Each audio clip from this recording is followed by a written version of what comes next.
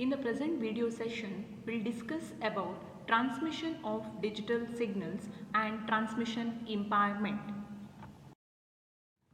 The fundamental question is how we can send a digital signal from point A to B. For example, if you're having one node over here and one more node over here, so how we can transmit the data over the transmission medium. That means how can we send a digital signal from point A to B. Suppose if this is point A and this is point B. So we can transmit a digital signal by using one of two different approaches. So while transmitting the digital signal, so we can make use of either baseband transmission, this one, baseband transmission, or else broadband transmission.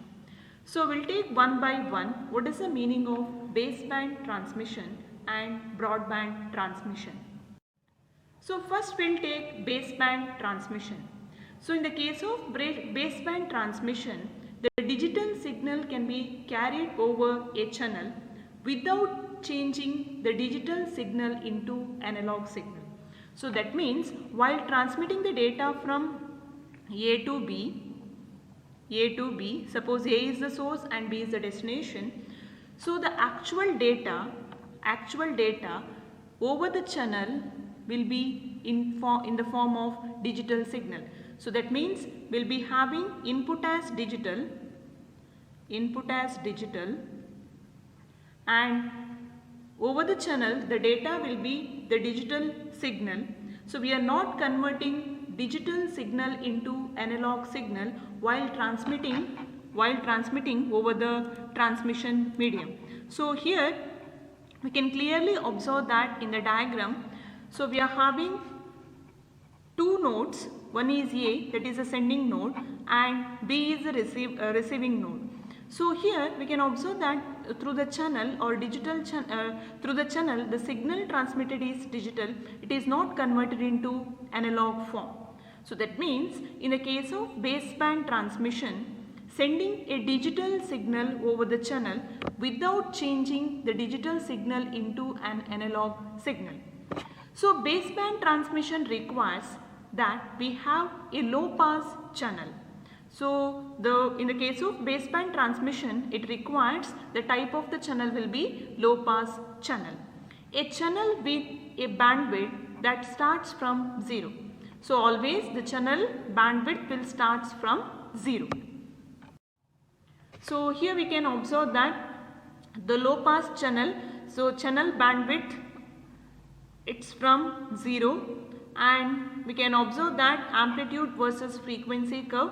So if we want wide bandwidth, so that is low pass channel with wide bandwidth, and the second one is low pass channel with narrow bandwidth.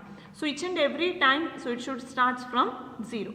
So the diagram shows bandwidth of two low pass channels with wide band and narrow bandwidth. So the second one is broadband transmission. So in the case of broadband transmission, always we have to use modulation concepts. So in the case of broadband transmission or modulation, which means that so we have to convert the digital signal into analog signal while transmitting the data. So here we can clearly observe that while transmitting the data, so we have to convert digital signal into analog signal.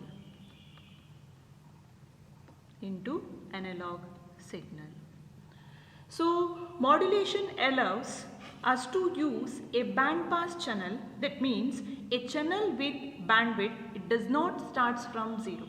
So channel bandwidth, it does not start from 0. So that means the channel bandwidth, or I can say that it's nothing but band pass channel. So band pass channel is one in which the bandwidth does not start from 0. So here we can observe that the bandwidth of a band pass channel, So the bandwidth is not at all started from 0, F1 and F2. So we can observe the diagram which shows amplitude versus frequency curve for band pass channel. So next we'll take transmission impairment. So whenever the signal travels through the transmission medium which are not perfect, so there may be some kind of noise or any additional parameter can be added along with the signal.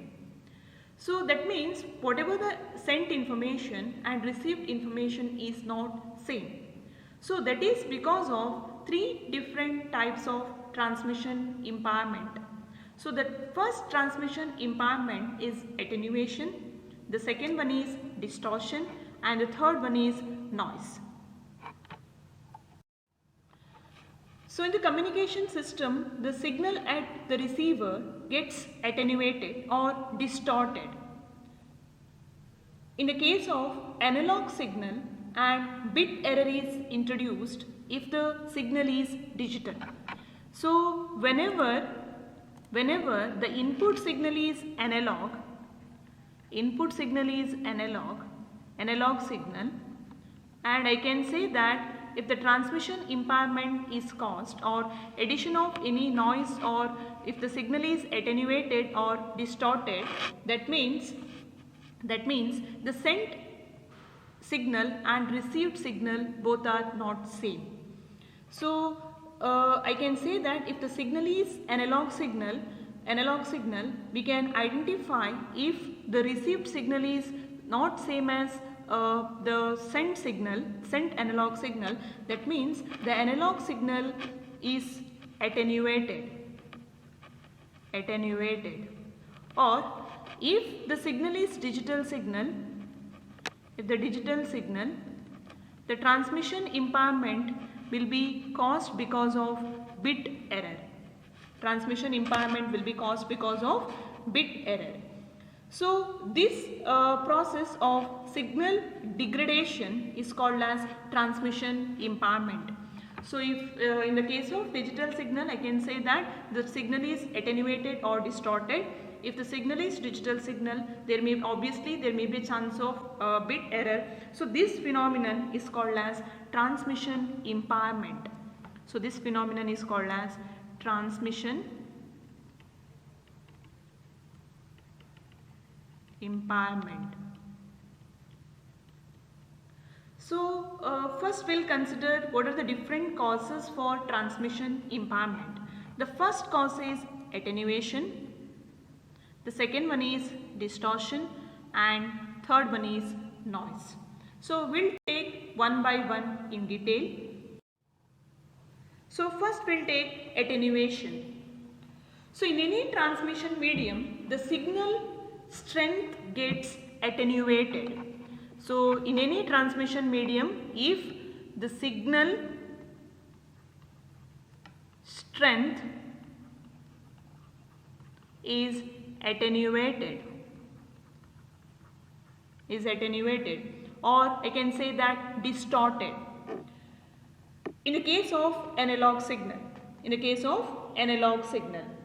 so attenuation we can express in terms of decibels.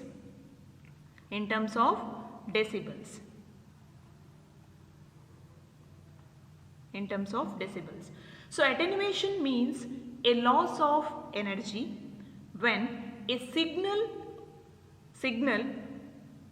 simple or composite signal travels through a medium. It loses some of its energy in overcoming the resistance of the medium. So in general, we can say that the meaning of attenuation means a loss of signal energy. So the signal may be either simple signal or composite signal which travels through the communication medium.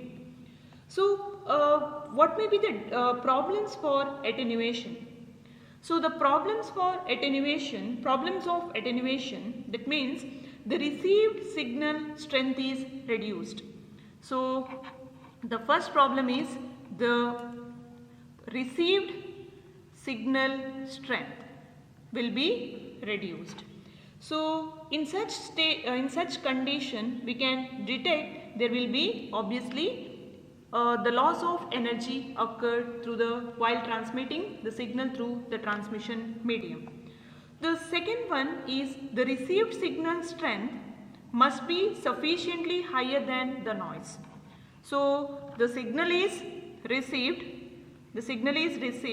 but this received signal strength, the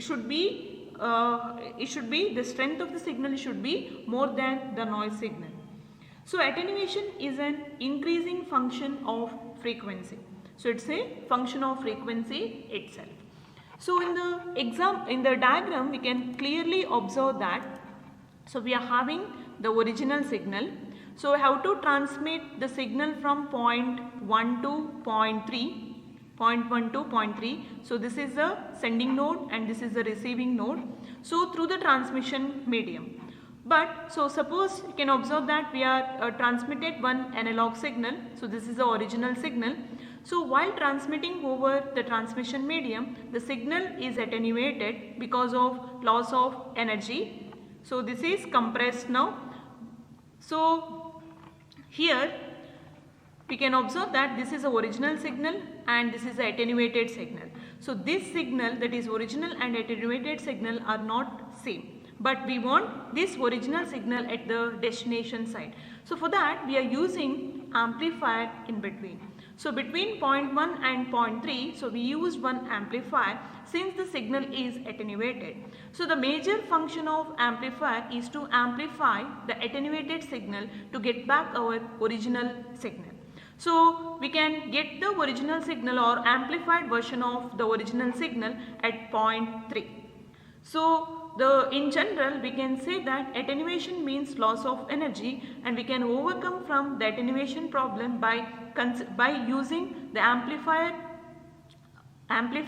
in order to get back the original amplified signal at the receiver site. In order to show that a signal has lost or gained its strength, so we can use a unit called as decibel. So in short we can write decibel as dB. So this decibel measures the relative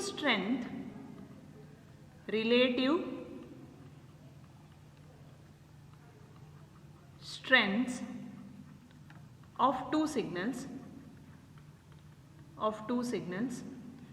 or one signal at two different points. Suppose if I am taking P1 and P2, so I can consider the signal strength at point P1 and signal strength at point P2. So in terms of voltage, we can write the equation for decibel, that is equal to 20 log to the base 10 of V2 by V1. So if you are considering power, that is P1 and P2, the two variables of a signal at two different points 1 and 2, then we can write dB is equal to 10 log to the base 10 of P2 by P1. So this is the equation for decibel in terms of voltage and power. So now we will consider one problem. Suppose a signal travels through a transmission medium and its power is reduced to 1/2. This means that P2 is equal to half of P1. So in this case we have to compute the attenuation or loss of power or energy as. So in the problem itself it's clearly mentioned that P2 is equal to half of P1, that means 0.5 times of P1. So we know the equation for decibel, dB is equal to 10 log to the base 10 of P2 by P1. So we can substitute the condition over here, 10 log to the base 10 of P2 equal to 0.5 P1 divided by P1. So P1 and P1 it will get cancelled. So 10 log to the base 10 of 0.5. So that is equal to 10 log to the base of 10 of 0.5. That's equal to 10 into minus 0.3. So that is equal to minus 3 decibel.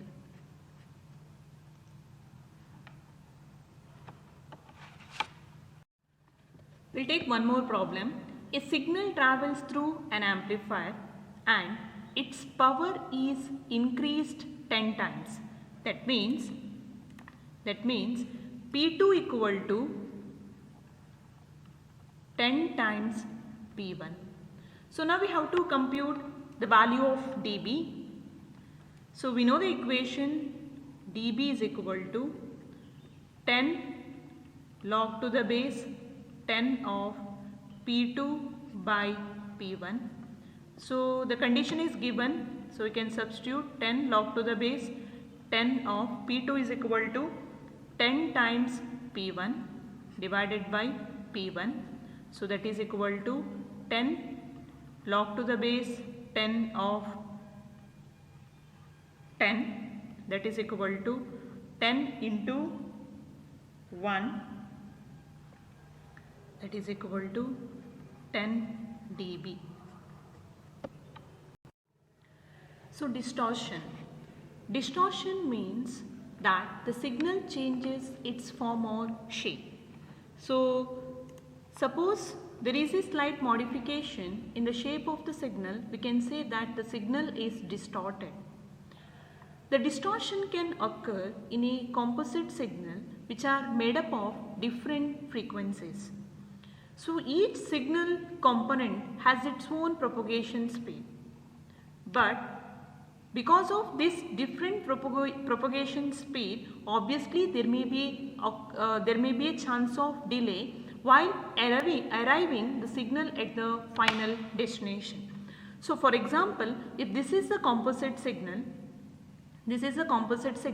at the sender side, so we can observe that the components of that composite signal, but all the components of that composite signal are in phase, and the components of the signal will be arrived out of phase at the receiver side. So as I mentioned before, the composite signal is made up of different frequencies, and here we can observe that we are having F1, F2 and F3, three different frequencies, but all the components of the composite signal are in phase, but at the receiver side, because of its own delay while arriving at the final destination or at the receiver side, the components arrive out of phase. So if you are combining these two components together, we'll get the composite signal as this one. So we can clearly observe that the composite signal which is sent and received are not same. So there is a change in the form or shape of the signal. So completely the shape of the signal is modified. So this is called as distortion. So distortion means that the signal changes its form or shape because of the delay which is delay occurred while arriving at the final destination. So each composite signal is made up of different frequencies, and because of the delay occurred at the destination side, so we can clearly observe that there is a change in the shape of the composite signal. So the next one is noise. Noise is one more cause of transmission impairment. So we can consider different types of noise such as thermal noise, induced noise and impulse noise that may corrupt the signal. So here at point 1, the transmitted signal is this one, and through the transmission medium, while if you are transmitting this respective signal, the noise is introduced. So this is the shape of the noise. So but because of the additional noise in the input signal, the received signal will be this one. So we can say that entirely the sent and received signal are not same. So I can say that the noise is also the major cause for transmission impairment. So we can have different types of noises as thermal noise, induced noise, impulse noise. So finally the addition of these types of noise will corrupt the input signal. Signal to noise ratio or SNR. The signal to noise ratio, which compares a level of signal power to a level of noise power. So in the case of SNR, we can compute SNR in terms of dB by considering the signal